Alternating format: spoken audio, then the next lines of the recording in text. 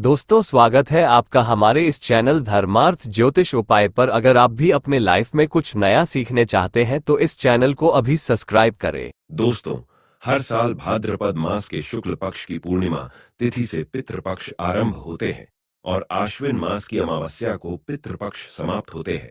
इसे सर्वपितृ अमावस्या कहा जाता है। हिंदू धर्म में पितृपक्ष के महीने का महत्व बहुत अधिक होता है। माना जाता है कि इस दिन सभी पितृगण पितृलोक से पृथ्वी पर अपने परिजनों से मिलने के लिए आते हैं। अर्थात मृत परिजन इस महीने में अपने परिजनों से मिलने के लिए आते हैं। इस महीने में पितरों को प्रसन्न करने के लिए लोग श्राद्ध, तर्पण, पिंडदान आदि कार्य करते हैं। पितरों की आत्मा की शांति के लिए दान धर्म किया जाता है। दोस्तों, हमारे पितृ हमारे परिवार का सुरक्षा कवच होते हैं।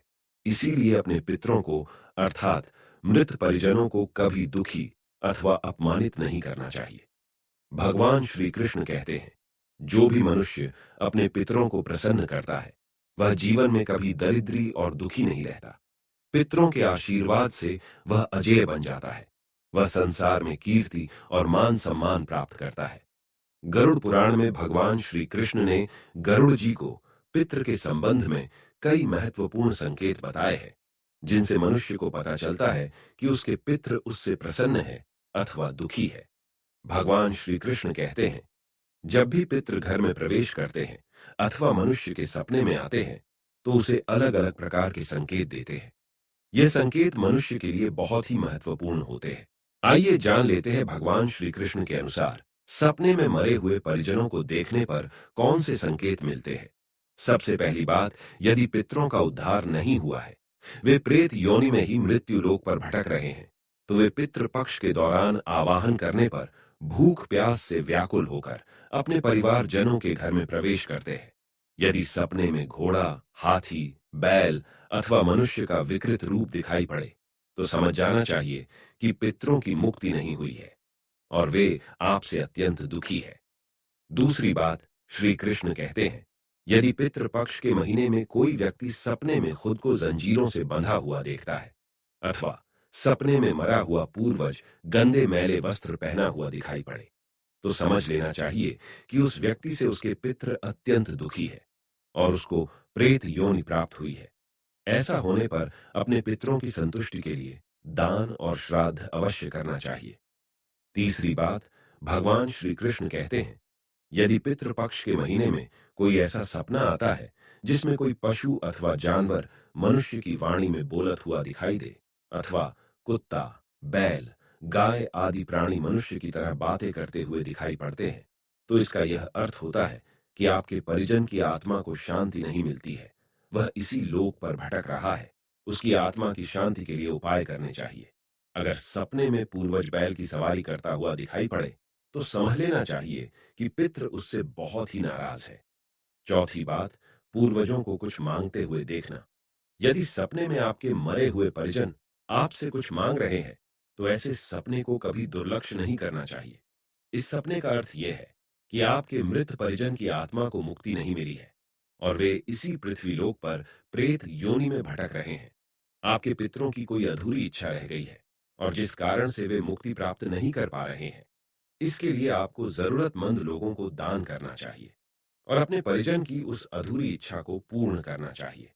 पांचवी बात, यदि सपने में आपके मृत परिजन आपके सिर पर हाथ फिराते हुए दिखाई देते हैं, इस सपने का अर्थ यह है कि वे आपसे बहुत अधिक प्रसन्न हैं। इस सपने को बहुत ही शुभ स्वप्न समझना चाहिए।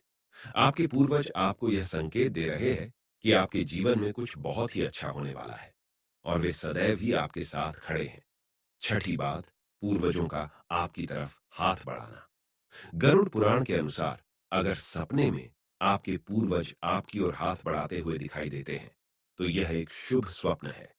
आपके पूर्वज आपको यह संकेत दे रहे हैं कि आप जो भी काम कर रहे हैं उससे वे संतुष्ट हैं और आपको उस कार्य में अवश्य ही सफलता प्राप्त होगी। सातवीं बात, पूर्वजों का अचानक से अदृश्य हो जाना। अगर सपने में आपको आपके पूर्वज दिखाई देते हैं और वे अचानक ही अदृश्य हो जाते हैं तो यह स्वप्न अशुभ माना जाता है। आपके पूर्वज आपको यह संकेत दे रहे हैं कि आने वाले समय में आपके ऊपर कोई संकट आने वाला है और आपको सावधान हो जाना चाहिए। आठवीं बात, सपने में पूर्वजों को क्रोध करते हुए देखना। अगर सपने में आपको आपके पूर्वज क्रोधी अवस्था में दिखाई दे, तो आपको समझ जाना चाहिए कि आपके पूर्वज आपसे नाराज हैं। आप जो भी कार्य कर रहे हैं, उसमें आपको नुकसान हो सकता है और वे आपको उस कार्य को न करने की सलाह दे रहे हैं। नौवीं बात, सपने में पूर्वजों को रोते हुए देखना। अगर सपने में आप अपने पूर्वजों को रोते हुए देखते हैं, तो यह भी अशुभ संकेत है। आपके जीवन पर कोई बड़ी विपदा आने वाली है और आपके पूर्वज उस विपदा को देखकर दुखी हो रहे हैं और आपको पहले ही उस संकट के बारे में सूचित कर रहे हैं। 10वीं बात है, यदि सपने में आपके पूर्वज स्वस्थ दिखाई देते हैं, उनके मुखमंडल पर तेज दिखाई देता है और उनके वस्त्र चमकीले और सफेद रंग के होते हैं, तो आपके पितरों को मुक्ति मिल चुकी है, ऐसा समझना चाहिए। अगर आपको सपने में आपके पूर्वज दूर आकाश में बादलों पर बैठे हुए दिखाई देते हैं, तो यह शुभ संकेत है। आपके पितृ आपसे अत्यंत प्रसन्न है और आपको आशीर्वाद दे रहे हैं। अगर आपके पूर्वज गंदे मैले वस्त्रों में दिखाई देते हैं, तो यह अशुभ संकेत होता है। आपके पूर्वजों को बहुत दुख और यातनाएं मिल रही है। तो दोस्तों, इस प्रकार से गरुड़ पुराण में सपने में पूर्वज दिखाई देने के महत्वपूर्ण संकेतों के बारे में बताया है। उम्मीद है आपको यह जानकारी अच्छी लगी होगी। वीडियो को लाइक जरूर करें और कमेंट में जय श्री कृष्ण लिखना ना भूलें। साथ ही चैनल को सब्सक्राइब जरूर करें। आप सभी का धन्यवाद।